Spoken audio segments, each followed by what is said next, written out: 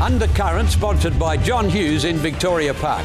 Choose your station before you choose your program. Absolutely.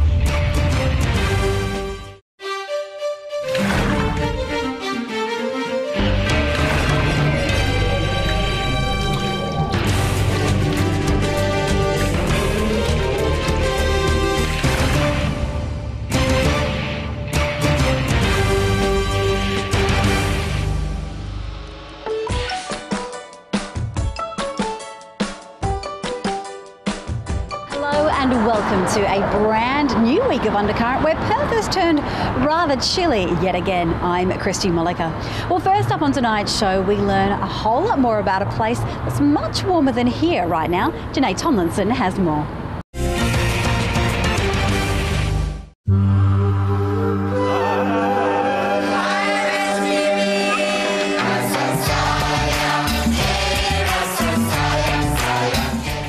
We're here in Forest Chase, where, as you can see behind me, it has been transformed into a celebration of Malaysian culture.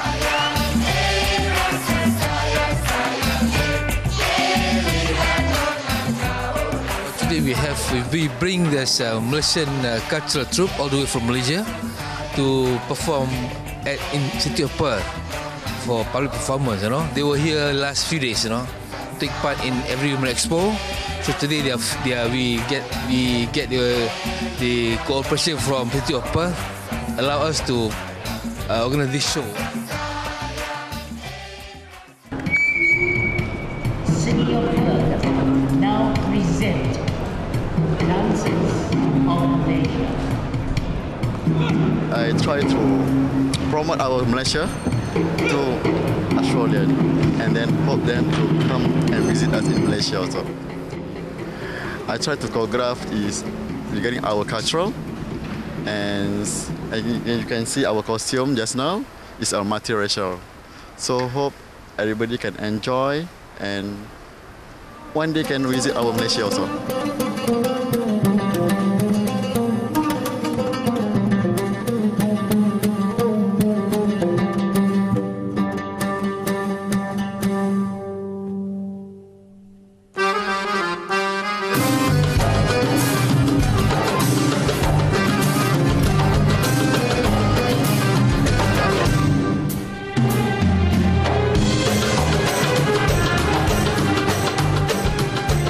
All the way from Malaysia at the first doorstep, you know, to introduce our culture, performed by our Malaysian culture.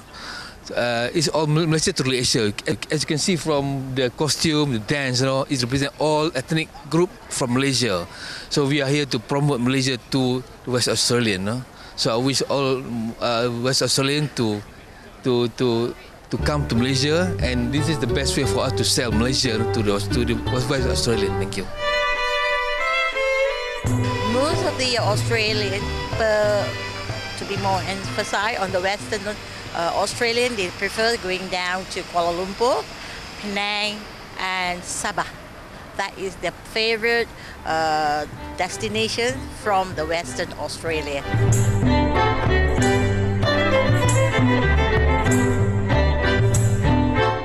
Can venture to other part of Malaysia. We do have Langkawi. It's also a nice holiday destination, and we also do have other part of the the beach area that is in the east coast of West Malaysia and Sarawak too.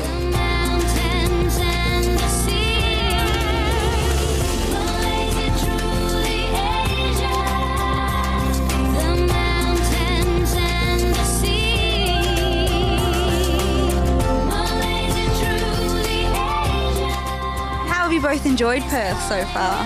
Perth is a very nice country. It's very calm and peaceful. Yeah, I really love to have to be here.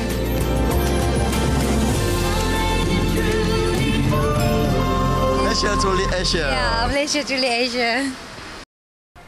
Tourism Malaysia are hoping events like this will encourage more Australians to Malaysian shores. It's good to see such cultural diversity here in the streets of Perth. I'm Janae Tomlinson reporting for Undercurrent. Well, Perth was all a buzz this week with a free speech rally. Miles Riley caught up with some of its participants.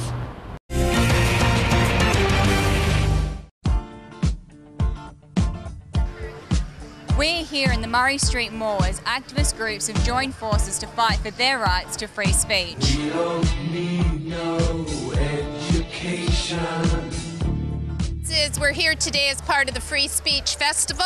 Obviously, we're here to remind Perth City Council that we have a right to be out in public space with our stalls, with our placards, with our petitions, and that it is absolutely outrageous that there are Perth City Council bylaws that prohibit people from being able to communicate with the public. Do we believe everyone has the right to hold up a sign? We began as a group a few months ago when the Perth City Council was harassing activist groups, events exactly like this one, and the Perth City Council will pull out obscure bylaws and seize property and basically try and break up demonstrations.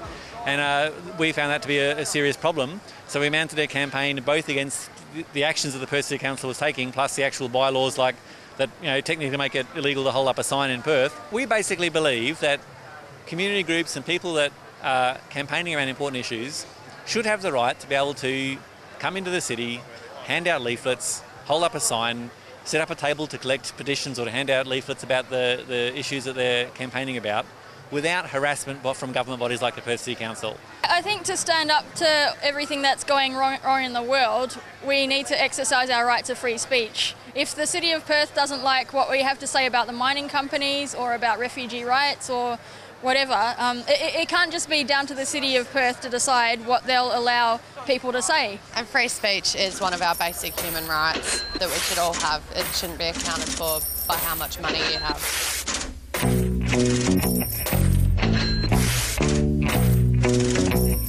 Okay, well what we have here is a pledge for free speech, which is basically a petition or a letter of support.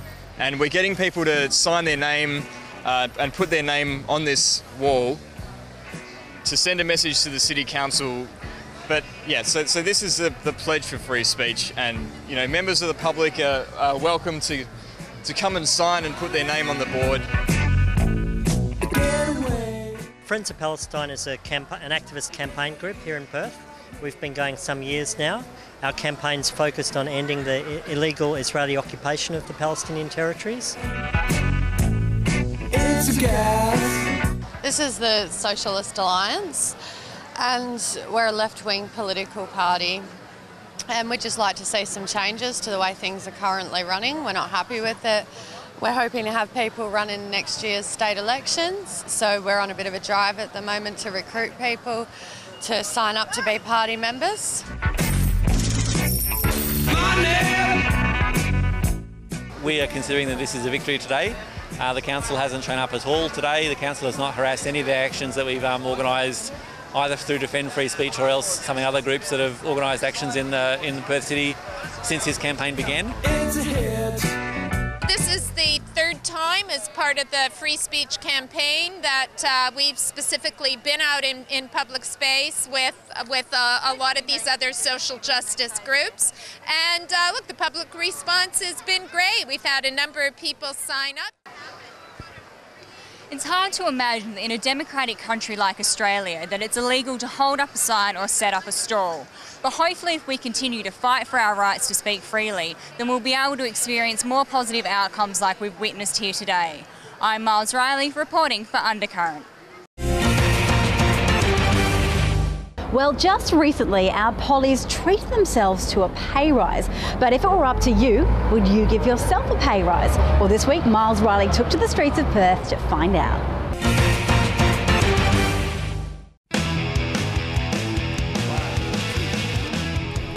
While everyday Australians continue to do it tough, federal politicians are set to receive their second pay rise in 3 months.